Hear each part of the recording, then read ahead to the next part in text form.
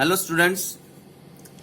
तो गौरव sir 9th का chapter force and laws of motion, तो ये चैप्टर आपका फिजिक्स का है, तो मैं आज यही चैप्टर स्टार्ट कर रहा हूं। तो स्टूडेंट्स इसमें एक आती है फोर्स और दूसरे आते हैं लॉज ऑफ मोशन। तो आज हम डिस्कस करेंगे फोर्स के बारे में। इसके बारे में स्टूडेंट्स फोर्स, तो क्या होती है फोर्स, ये थोड़ा बहुत आपने 8th में भी पढ़ा हुआ है। फोर्स होती है पुश और पुल ऑन एन ऑब्जेक्ट, जब हम किसी बॉडी को पुश या पुल करते हैं तो हम बोलते हैं हमने फोर्स लगाई। हमने क्या लगाई? फोर्स। पुश और पुल ऑन एन ऑब्जेक्ट ही फोर्स होती है। इसकी हम कुछ एग्जांपल्स देखते हैं। तो स्टूडेंट्स ध्यान से देखिए। स्टूडेंट्स जैसे ये देखिए, ये एक बॉक्स है और ये जो चाइल्ड है ये इसे पुश कर रहा है। क्या कर रहा है स्टूडेंट्स? पुश। और पुश मतलब ही क्या है? फोर्स। इट मींस ये फोर्स लगा रहा है। Push means force. और ये जो चाइल्ड है ये इसे पुल कर रहा है। पुल मींस फोर्स, तो ये भी इस पे फोर्स लगा रहा है। अब ये दोनों सेम डायरेक्शन में फोर्स लगा रहे हैं। ये इसको पुश इस साइड कर रहा है और वो उसको पुल भी उसी साइड ले रहा है, जिससे ये एक ही डायरेक्शन में ये जो बॉक्स है वो मूव करेगा। ये तो दोनों स्टेप इसी में आ गए, पुश भी और पुल भी। कुछ एग्जांपल्स ऐसी होती हैं जिसमें हम सिर्फ पुश करते हैं, पुश भी फोर्स है, और कुछ एग्जांपल्स ऐसी होती हैं जिसमें हम पुल करते हैं और पुल भी फोर्स है। जैसे ये एग्जांपल देखिए आपके सामने ध्यान से।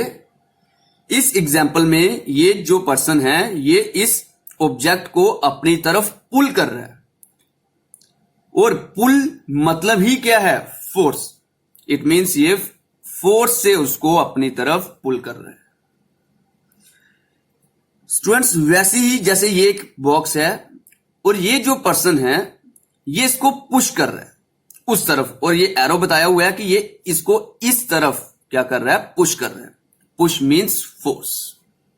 होप आप सभी को क्लियर हुआ होगा कि फोर्स क्या है। तो स्टूडेंट्स फोर्स होती है पुश और pull on an object. Students अब हम डिस्कस करेंगे effect of force. Effects of force. तो स्टूडेंट्स फोर्स के इफेक्ट्स क्या हैं? तो स्टूडेंट्स फोर्स के बड़े सारे इफेक्ट हैं, तो हम एक एक करके डिस्कस करेंगे। सबसे पहला इफेक्ट है कॉज मोशन। मींस ये मोशन ले आता है बॉडी में। अब ध्यान से देखना कैसे।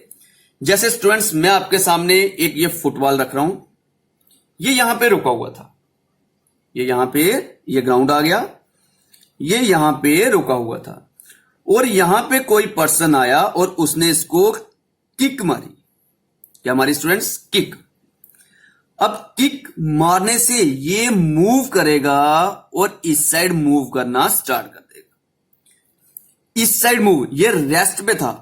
किस पे था स्टूडेंट्स? रेस्ट पे। बट जब इसको किक मिली, किक मींस फोर्स मिली, तो ये मोशन में आ गया और इसने मूव करना स्टार्ट कर दिया। क्या करना स्टार्ट कर दिया? मूव। और मूव करता करता आगे चला जाएगा।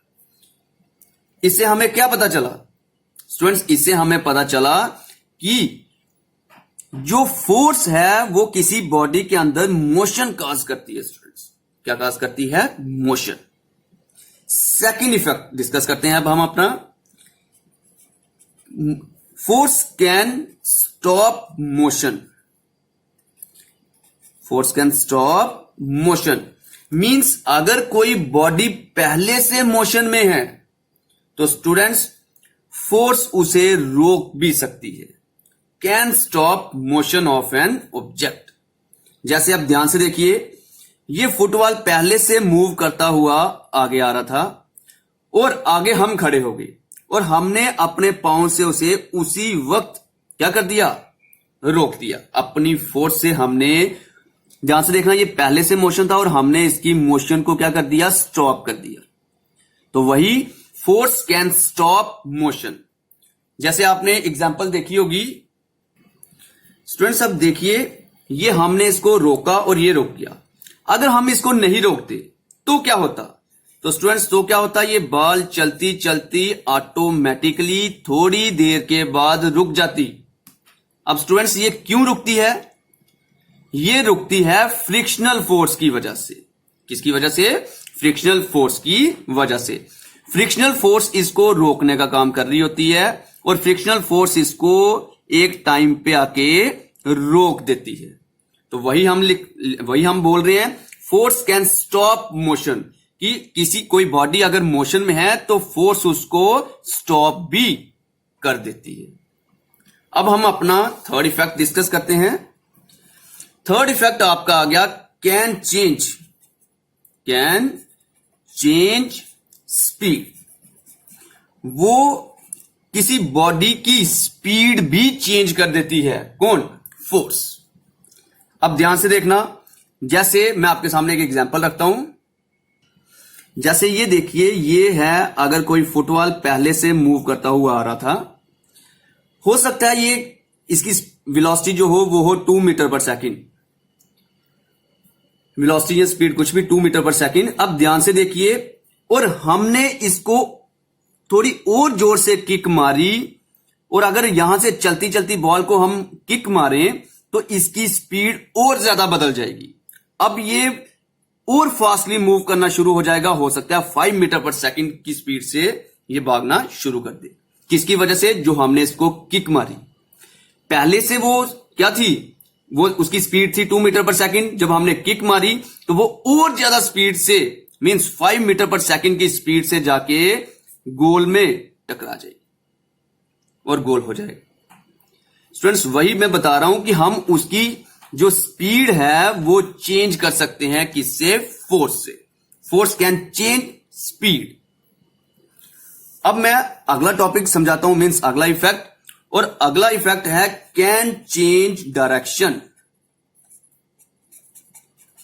मींस फोर्स जो है वो डायरेक्शन भी बदल देती है स्टूडेंट्स।